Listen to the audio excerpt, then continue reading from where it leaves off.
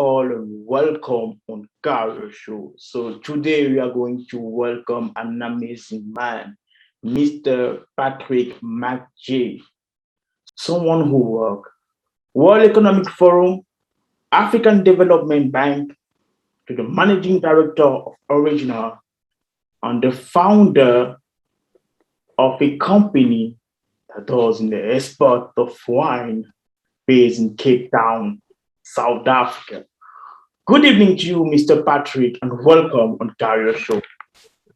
Good evening, Carlin. Thank you for having me. A real pleasure and an honor. Also, so I'll try to introduce you, but if you mind to present yourself in your own way, or if I may ask, who is Mr. Patrick Mcgee? Yeah, thank you, Carl. So it's a bit of it can be a long story, a bit complicated, but basically, so my dad is from Zimbabwe, my mother is from Ireland, and I grew up in Geneva. My mother was working at the UN there. So grew up in Geneva, went to university in France and studied sociology because I always had a real passion, let's say, for people and society in general. So did a master's there in sociology in Grenoble in France. And then around my mid-20s, moved back to Geneva and had the opportunity to join the World Economic Forum, as you mentioned, where I actually spent quite a long time there. I spent 10 years across 3 different teams. During that space of time, I was promoted 4 times. So it was quite a rewarding 10 years that I had at the World Economic Forum. And my responsibilities there at the end was I was managing government relations with East and Southern Africa, and as well in charge of the programs of the World Economic Forum on Africa. And then I moved in 2017 to join the African Development Bank to work on the Africa Investment Forum, which is a big platform forum that was about linking capital to bankable projects. And I organized that forum for 2 years consecutively in 2018 and 2019 in Johannesburg, South Africa. And then in 2020, I decided I wanted to change and I wanted to start working maybe more for myself and less for other people. So did a few things there, and one of it was join as well a kind of a tech startup, which is called OriginAll, where I will give probably more, I'll have time to give more insights into exactly what we do, but joined them as the managing director for Africa. And basically what we, in a very short phrase, is we've created an app that can give people the right to differentiate between authentic products and fake products. And I think we'll be getting into that topic as well a little bit later. So I did that on the side. And then while I was still in Ivory Coast, before leaving Ivory Coast, Côte d'Ivoire, I created a wine export company with my partner and my better half, as I would like to say. So created a wine export company where we're mainly exporting South African wine to the rest of Africa, because we really do feel that the rest of Africa is underserved when it comes to good quality wine.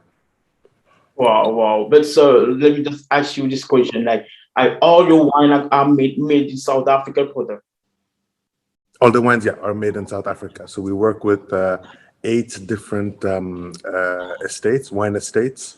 And at the moment, we're exporting to Botswana, Zambia, Zimbabwe, Tanzania, and Kenya. Okay, nice. And we have plans, obviously, to expand. And the original plan was really to bring South African wine to West Africa. Okay, great. But so we would like to know, how do you do to combine 2 high-level positions, like being a manager and an entrepreneur? How do you manage that? So thank you for the question. And I think, it's a lot of people around me and that I have sometimes come to admire and come to work with, often have these few different positions. If you look at, for example, the founder of Jack Dorsey, the founder of Twitter, who is as well combines his role, well, now he obviously left, but used to combine his role with being CEO of Square.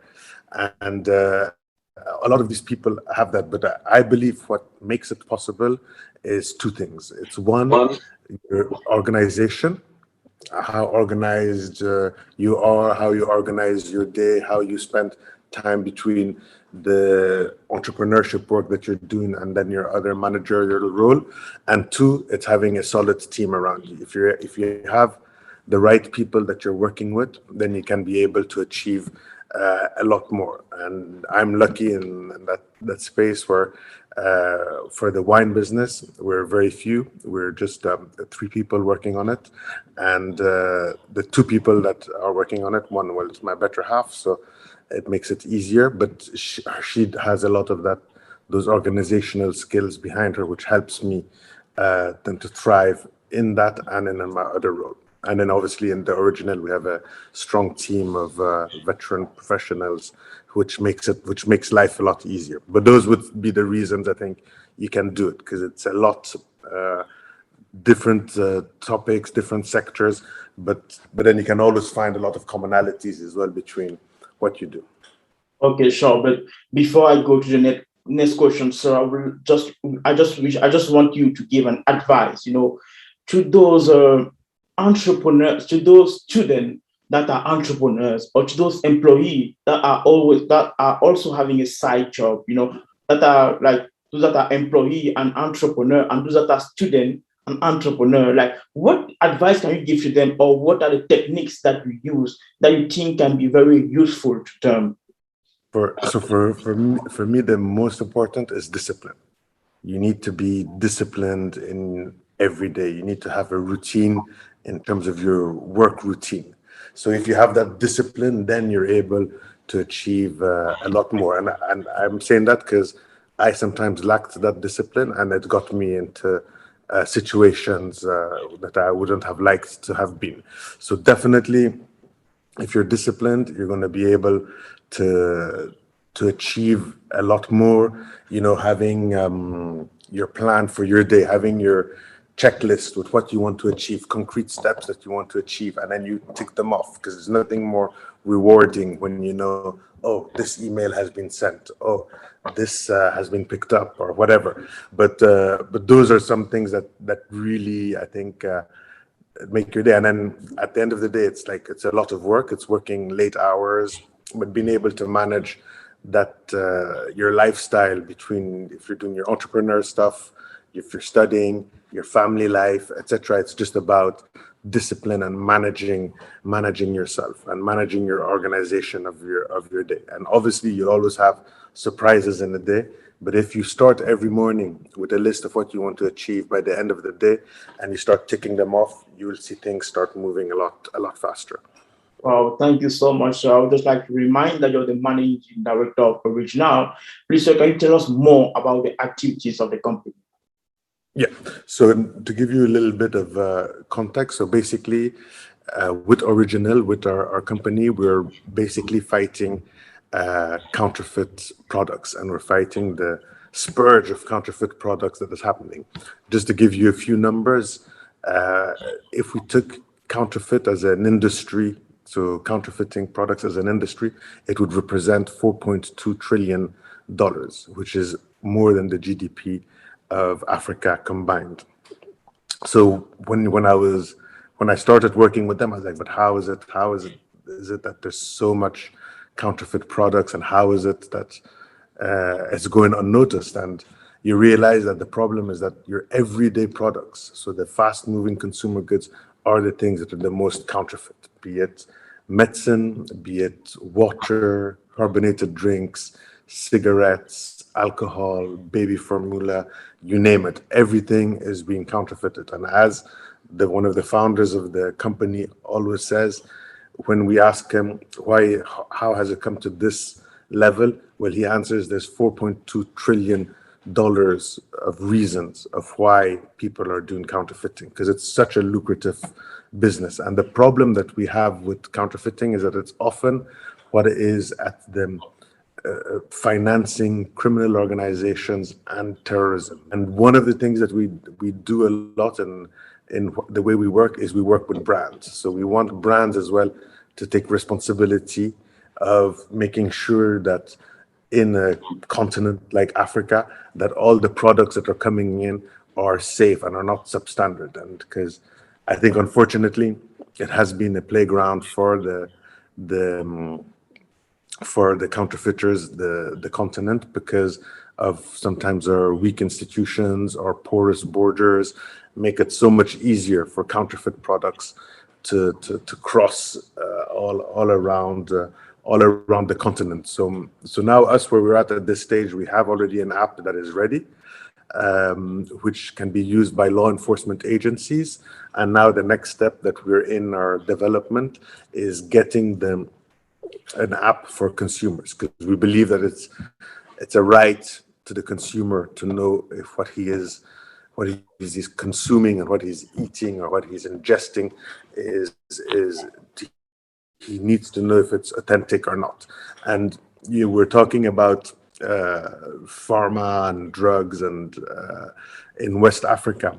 So WHO reports are telling us that some of our African countries have up to 70% of fake drugs in their countries, which is crazy.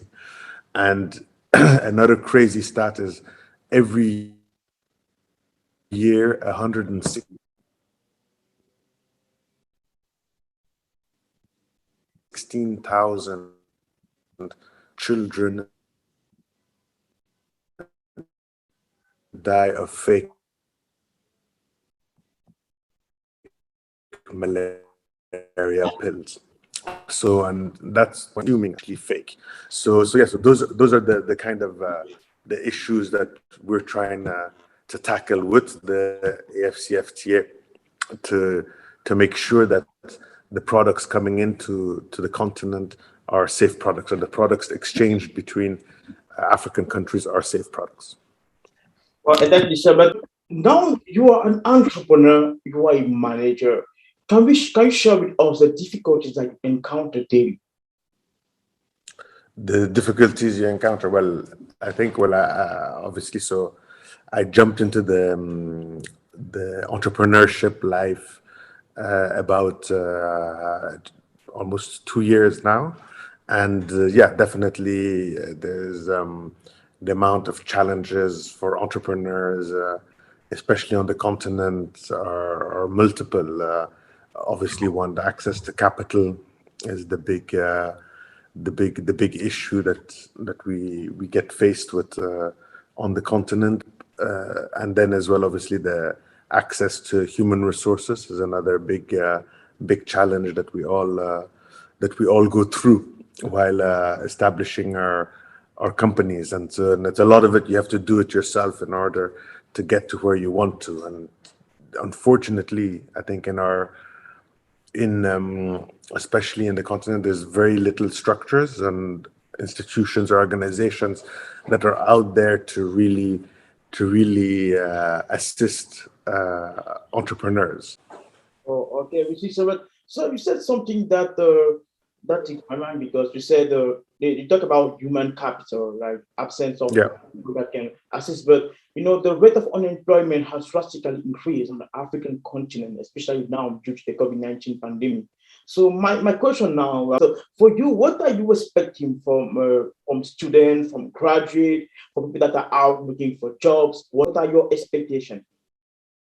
So I think the reason I mentioned that human resources are difficult to find the right people. Basically, it's hard, and there's many reasons for that, but one of the reasons I think especially is often that the education system is not adapted to today's world. We don't get taught how to do a business plan in school, and I was never taught that, or you don't get taught like some of the basics that happen around like the taxes system that is so complex. You don't get all these little hints about what real life is about when you're in school. So a lot of the people are not really prepared for that, and unfortunately, with and I don't want to put any negative aspect on our education system, but I don't think it's up to par with the reality of the world we live in now. So we should be taught a lot more IT systems when we're at school, when we're at, especially in high school and everything.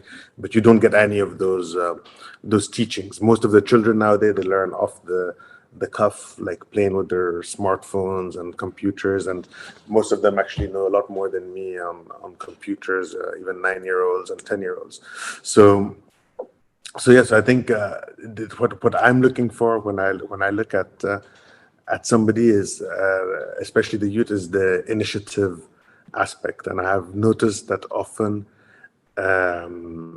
we don't. There's not that initiative is not there. You know, you want people that are reactive, that are thinking for themselves, and that's as well my style. I don't like micromanaging the people I work with or that work for me. So I expect from them that they're already thinking and knowing where the company is going, what we're going to do, and not to be asking me every 2 seconds, oh, can I send this? Do I need to put the in front of this? Or basically, yeah, I just think that we're lacking the right skills for the type of world we're moving in. We're still teaching people about how work used to happen 20, 30 years ago, which now has changed dramatically if we look at how technology has taken over, how internet, social media. If I look at my parents' generation, they hardly know how to use a computer. They don't understand Twitter. They don't understand TikTok and all these things. So, but those are things that we need now to really bring into our society because we have to live with them, unfortunately or fortunately. That would be my main concern when I look for people. But I hadn't met you yet, so now I know there's many bright people around here that I can tap into. Exactly, sir. But talking about adversity, our next question now is: can you share with us your worst experience in business? And there's been many bad experiences in business. Just a few quick examples. So one, on a project I was working on recently, that we had this issue with the project was to build an event application for a company that was organizing an event. We agreed to do it, and the event was supposed to start on the 1st of September or something like that, and we only got paid. Our first payment arrived after the start of the event. So we thought that we explained that to the client. Okay, you get paid after, so there's going to be a bit of delay in delivering the goods. But basically, the client did not understand that. He thought that we had to do all the work before, and then it got us into a big conflict with the client. And it's definitely a client I will never be working again with. But it taught me as well to be, and I think if it can be an advice, like make sure people pay upfront when you're an entrepreneur.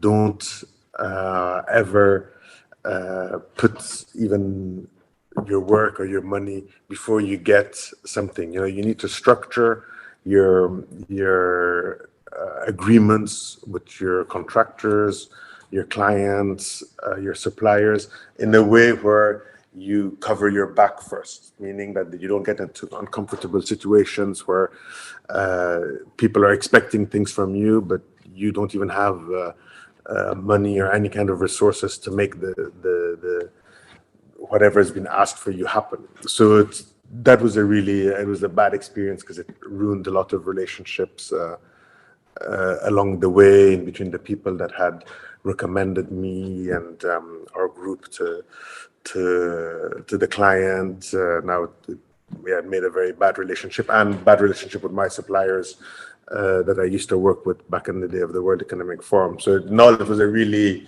a catastrophic experience. But then another example, more recent, that actually happened today with the wine business, where we had a bit of a small setback in our times. And we have quite a few deliveries that are supposed to go out this week, and we had a lot of our stock that was in one of our warehouses. And today, when we called the warehouse this morning to come and get some of the stock, they told us that they're closed for Christmas and they will only reopen on the 5th of Jan, and there's no way we can go get our stock. So this is like an ongoing bad business moment that is happening. But I think those things, the unexpected always happens, and you just have to be strong and think about how you're going to catch up this little mishap, and try and find new plans. I think what's great about entrepreneurship is you're always thinking of new routes, new ways to get to your objective, and you can be very creative. You're not set in a box. You're able to move out of the box and do things differently. And I think that's where any challenge becomes an opportunity, because you can do something out of it. And one thing that I have to say that I've noticed on the continent, and sorry for changing a little bit of topic, but on the topic of entrepreneurship and innovation, the big difference that you have on innovation in an entrepreneurship in Africa versus the rest of the world is that often entrepreneurship and innovation in Africa is done by necessity. It's because you see a problem and you see a need to that problem that you come up with a solution. And that's why I think Africa is coming up with some great solutions that the West needs to take in and start learning and doing some of the things that we're doing well. Oh, yeah, so you're right. So we are going to take a short break and we are coming back in a minute.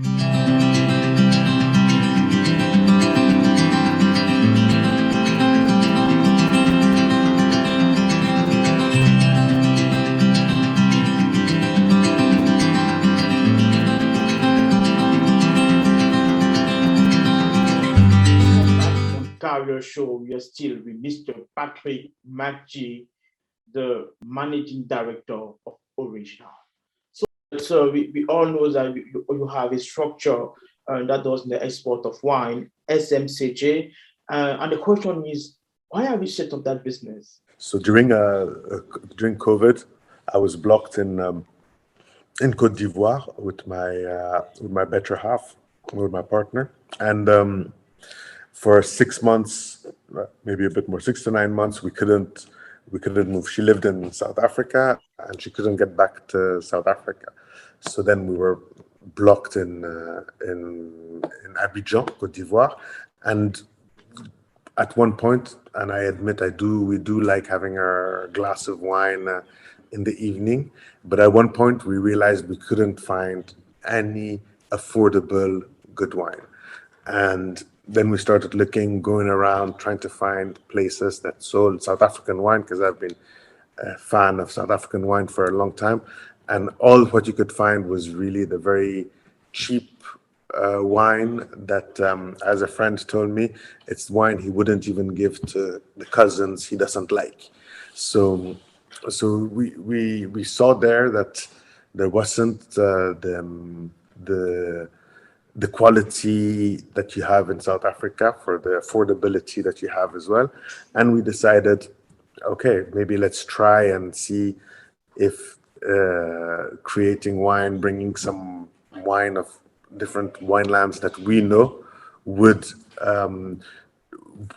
the West African palate like that kind of wine. And luckily enough, I had quite a big a collection of wine myself. So I started doing quite a few tastings with some of the the who's who in Abidjan, Côte d'Ivoire, and people were like, "This wine is unbelievable," and they were like, they couldn't believe that the landed price was so cheap, and they're like, "We want it immediately." Then we said, "Okay, we're on to something quite interesting," and people we realized didn't have any knowledge of South African wine. So when we brought them this very good wine, they were excited and said, "Yeah, this can definitely work here, and we definitely have to try." So that's how it all started.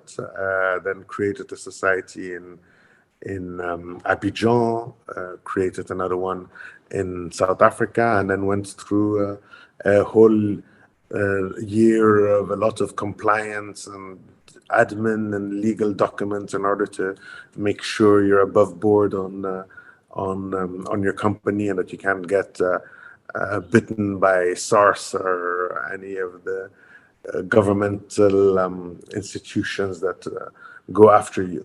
So then when we came back, got into some engaged and signed contracts with quite a few, with all the winelands. So now with 8 of them, we've contracts signed, some exclusivity for Africa, some distribution rights. So went through all that process, and now finally started trading. But the interesting thing is, although we were looking mainly at our first 3 target countries were actually Côte d'Ivoire, Ghana, and Nigeria, we haven't really yet started trading in those 3. But when we came down to South Africa and moved to Cape Town, we realized that actually even in Southern Africa, so the neighboring countries of South Africa, they're not even getting the good affordable wine that you have in Cape Town. So, and we realized as well that the taxes to bring alcohol from South Africa to the SADC countries is much cheaper than to bring to West Africa, where in Côte d'Ivoire, for example, the taxes are over 100% of the value of your goods, which makes it very difficult because you have a lot of costs just to send some wine over to Côte d'Ivoire. And when we are down here in between Botswana, Tanzania, it won't go beyond 60% tax of the value. And that's where we hope as well that the arrival of the AFCFTA is really going to help this and finally give an advantage to the African nations to be able to create what they're producing, rather than giving the advantage to the West, who still have an awful lot of trade advantages when exporting into Africa. Exactly. So so what you said is really amazing. And my next question now is, what do you think of the intra-African trade? So intra-African trade, I believe that if Africa wants to be competing in terms of trade volumes and development as well with the other continents, this new Africa Free Trade Continental Area that was created last year is what is going to make it happen. It's what is going to make Africa become the giant it should be. I really believe is that this has to be a political will. That although it's businesses that are exchanging between each other, if you don't have the political will, you won't be able to trade. And there is some initiatives that are going on that I commend, but we really need that to happen in order to boost that trade. And there was a story back in the early 2010, 2013, where at one moment Nigeria had a big deficit of rice. Malawi had a big excedent of rice. But the Malawian farmers didn't want to trade with Nigeria because they had heard so many bad stories about Nigerians, and they thought this thing would never happen. So then the deal did not happen, and that's where I think that our cultural integration needs to as well happen in parallel with the economic integration and the trade integration. Wow. So it's very amazing and interesting what you're saying. But adding to that, I remember I'll add just 2 points because with the Carrière show, like we organize a digital youth challenge where we bring young Africans from different countries to share to share what they think about the topic intra-African trade. Many talk about the language barrier equally as an issue to take into account. And I remember I discussed with entrepreneurs, especially in the agricultural sector in Durban, at the event in traffic and trade, where I saw a very nice entrepreneur who told me that he's buying his plantain. He said he's selling plantain in South Africa, but he told me that he's buying it in South America. So my question is, I asked the guy that where are you coming from? He told me that he's from Nigeria. I said, you are from Nigeria? Plantain in Nigeria? I don't And you're invited from South everywhere. America. I don't even know. Plantain in Nigeria is everywhere. Why are you going to South America? The guy told me that it's because of the logistic and the custom. He told me that it is cheaper for him to buy there than to buy in Nigeria. So I was so embarrassed. I was really embarrassed to see a Nigerian buy in South America plantain. That is plantain is everywhere in staple Nigeria. food. Yeah, but it's a very, very interesting point that you bring up, because we've realized as well in our business that the logistics and is terrible on the continent. Like none of our ports are linked to another one of our ports. So, for example, when we export wine from South Africa to Nigeria or to Côte d'Ivoire, it first goes to Amsterdam and then it comes back to Nigeria. So it already takes 30 days for your goods to get there. So there's no direct routes, for example, South Africa, Nigeria, and back, or South Africa against going to Cameroon or going to Côte d'Ivoire, and that's not correct as Africans, that we accept that, and that we accept that people are now even importing plantain from Brazil to Africa. It doesn't make sense, and it's and then again there in agriculture, it's we probably don't have the means, but we're not subsidizing our agriculture like Western countries are. As you know, the Brazil or the US are highly subsidizing their poultry business, and that's how now in Cameroon you find Brazilian chicken on the streets in Cameroon. So, what they need to do with the AFCFTA and all that is put in our protectionist measures, do the same that the Europeans, the Americans did, and how they got rich was by protecting their industries. We haven't protected our industries, and we really need to, if we want to, and protecting our natural resources as well, if we want to get to the next level of development. Exactly, sir. Exactly, sir. But Sir Patrick, permit me to ask you this question because your profile indicates that you have a significant experience with large organizations like African Development Bank, World Economic Forum. But what do you say to all those Africans who think that access to those big structure is only the result of occultism or mafia network? Because many people on the African continent, or many young people believe that, like, or when they see someone working maybe in the African Development Bank or World Bank, they just think it's magic or something has happened. That's not something that is natural. Like how can it be there? Like it's something that belongs to certain type of people. Like, what message can you send to them? What can you tell them exactly?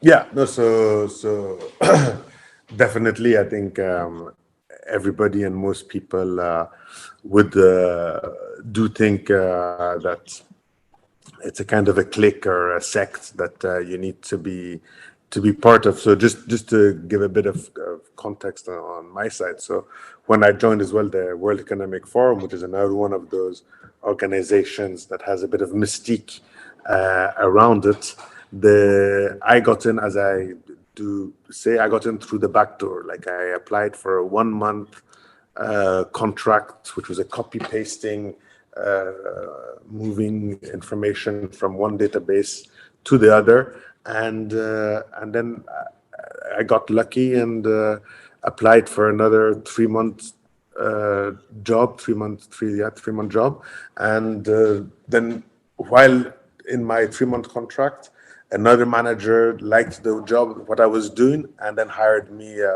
full time. So I didn't get in through like a occult or mafia like network, but I got in, as I will say, I got in through the back door, and that back door has been quite useful for me.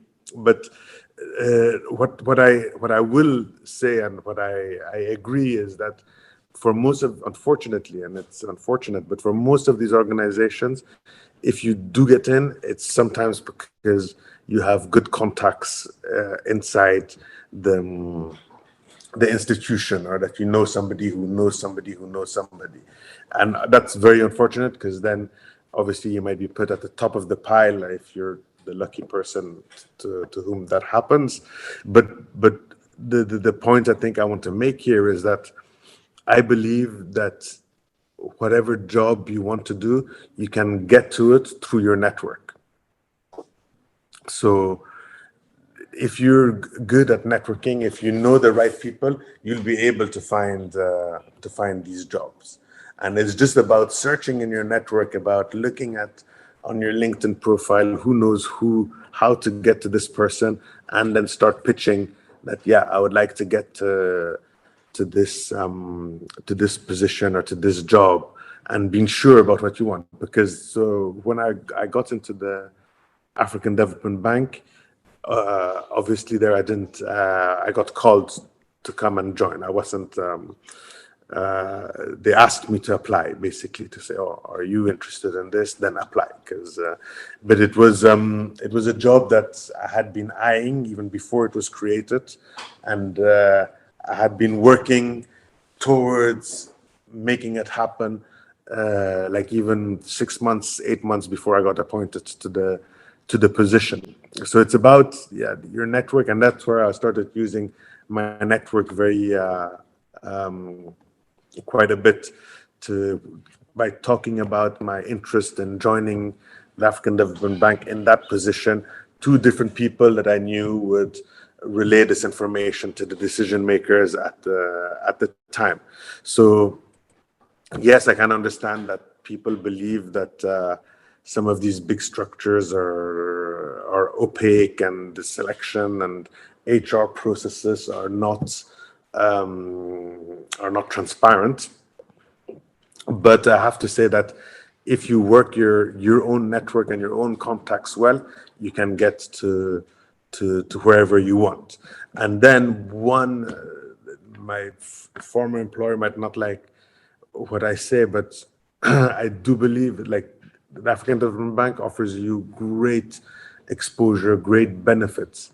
But I do believe that you can get much more out there in the world, where you're not chained by bureaucracy and processes that don't make you advance. If you're an entrepreneur, you're not going to enjoy an organization or organizations of that type that are so big and so many processes. If you need to walk left, you need to have a memo to understand it. It's very, very, very anti innovation, and it represses your creativity, some of those organizations. Like, and I'm saying that, but at the same time, I was blessed to have had the chance to be at the World Economic Forum and AFDB, because it brought me to where I am now.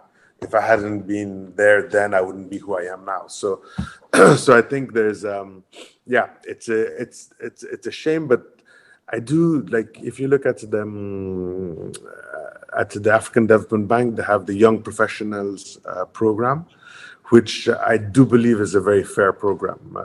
They do interview hundreds and hundreds of people, and it's very, very transparent. I was part of 1 year of the selection process of that, and there didn't seem to be any occultism. And I think for young Africans that want to get into the development world, the YP program is probably one of the best solutions to get there.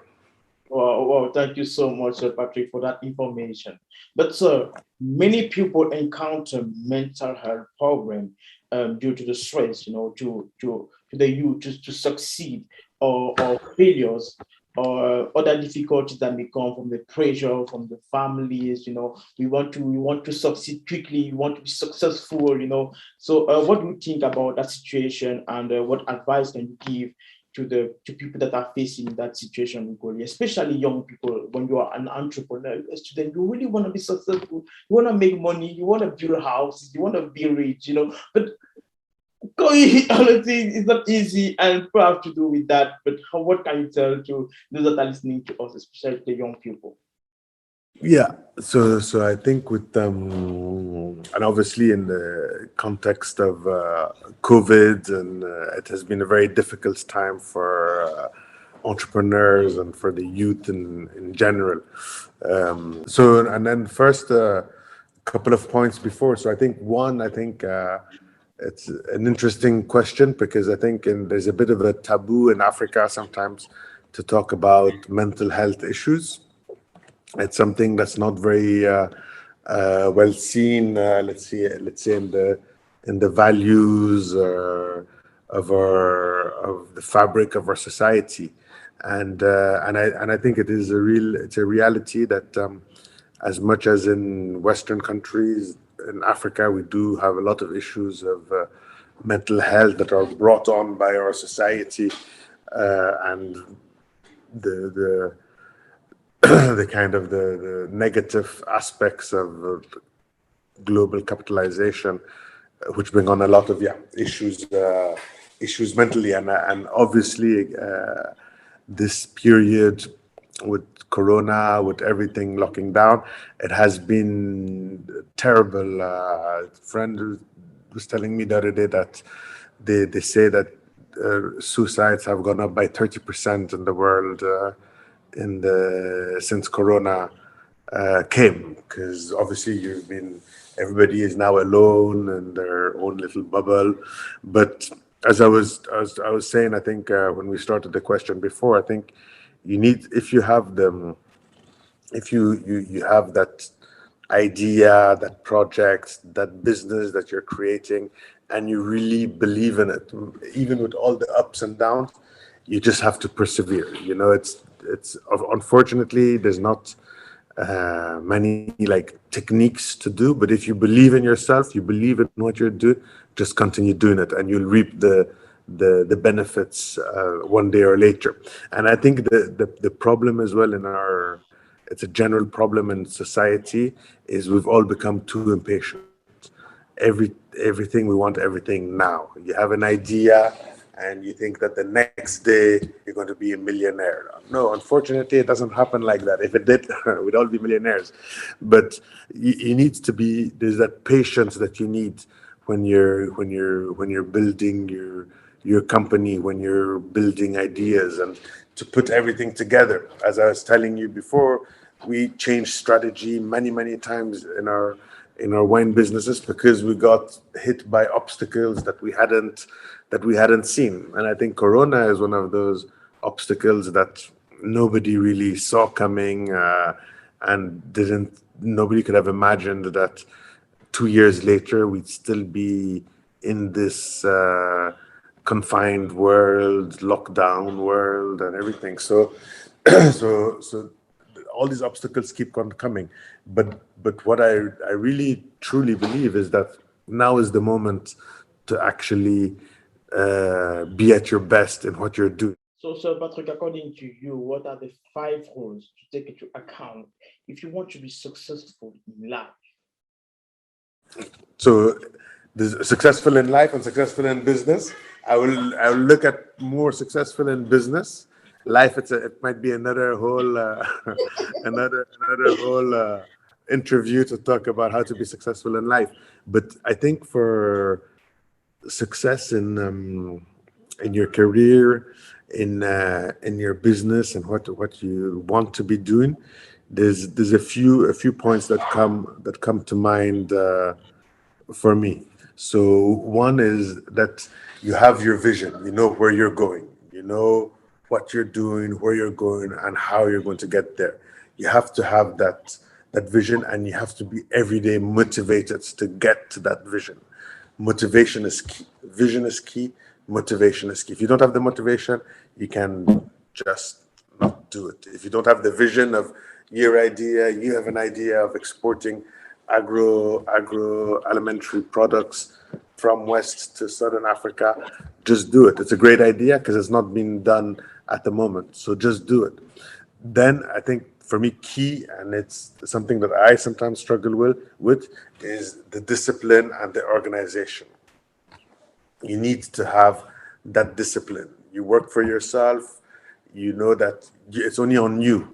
You're the one who needs to get up in the morning, put in those hours, write those emails, make those phone calls, beg people if you have to, because unfortunately, when you get into the entrepreneurial world, you do sometimes a lot of begging of please help me, please do, but you have to do it and you have to get through it. And it's it's very important that you don't get distracted by all the distractions that life offers. So if I repeat, so it's 1, vision, 2, motivation, 3, discipline, which I'd say discipline and organization.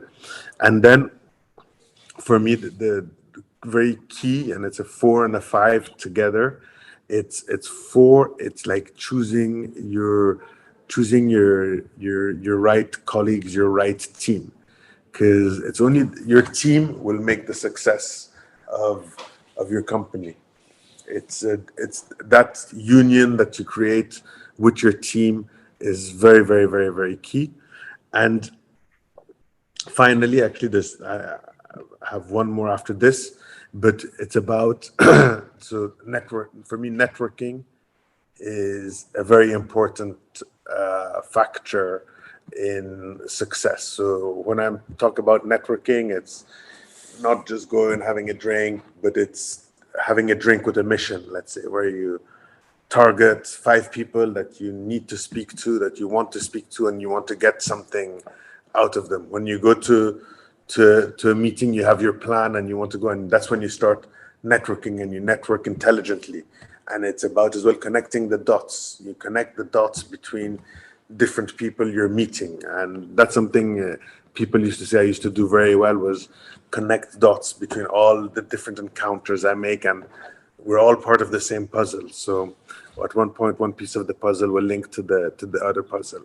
So we're almost at the end of this interview, and the question I want to ask you now is, what advice do you want to give to young and future entrepreneurs and African leaders listening to us? So one thing I would like to say to the young African entrepreneurs, especially, is believe in your dream, believe in what you're going to achieve, and if you can do something, and this is how we're now functioning at OriginAll, where I'm the managing director. Our company philosophy goes like this: it goes people, planet, profit. Because if you get it in that sequence, then I think you'll be able to be satisfied with what you do. But I really think you start with the people, because at the end of the day, whatever you're doing as an entrepreneur is to help people in one way. As I've said before, it's that necessity that we see out there. Second, if you plan it, obviously now with all the considerations that are around us on climate change, your business needs to be sustainable, not only for the planet, but sustainable for you, that it goes on beyond you, hopefully. And then third, profit. Only at the end do you look at that aspect. And unfortunately, in many people first think of profit and then go down the other way.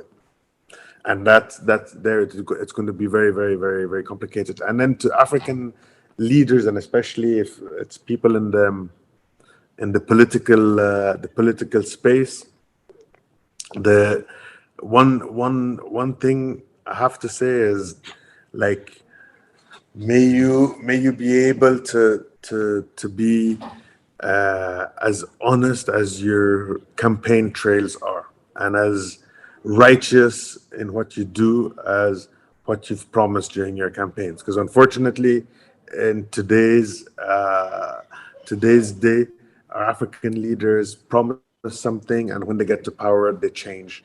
They change the vision, they change the game, and that cannot happen anymore. Wow. Quel conseil pouvez-vous donner aux jeunes Africains qui nous regardent? Donc, plusieurs petits conseils.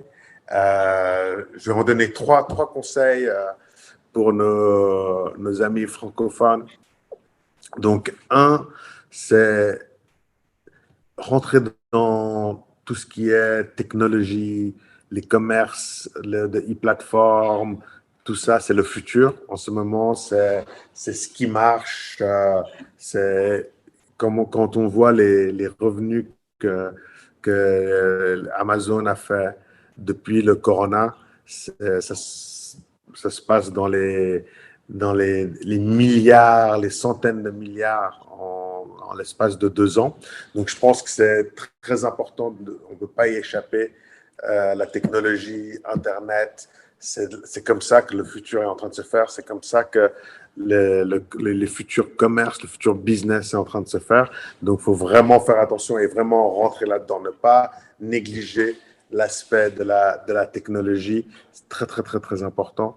Et puis, le deuxième conseil que je veux donner aux différents entrepreneurs, c'est dans la situation dans laquelle on est avec le Covid.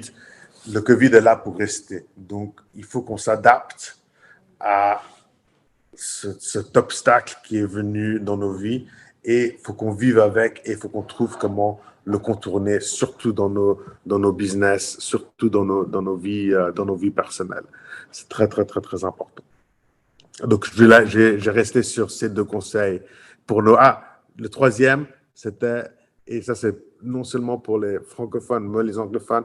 Pour moi, en tout cas, personnellement, ça m'a apporté tellement de pouvoir converser en anglais, en français, en Afrique. C'est que je peux parler avec n'importe quel Africain, plus de 1,3 milliard d'Africains, juste parce que je parle le français et l'anglais. Je veux toujours trouver quelqu'un qui va pouvoir parler. Donc, il faut nos frontières n'ont pas été faites par nous, et nos langues n'ont même pas été données par nous-mêmes, les langues dans lesquelles on parle, surtout le français et l'anglais, mais malheureusement, vu l'ampleur que nos anciens colons ont, c'est très important que les francophones apprennent l'anglais pour pouvoir parler avec leurs frères africains anglophones. Et la même chose que les anglophones apprennent le français pour pouvoir converser. C'est pas normal que des pays comme la Côte d'Ivoire et le Ghana ont presque 0% d'échanges commerciaux entre eux, et qu'on dise c'est à cause de la langue. Ce n'est pas normal. Regardez la Chine. Les Africains, on ne parle pas le chinois, mais on fait plein de commerce avec la Chine.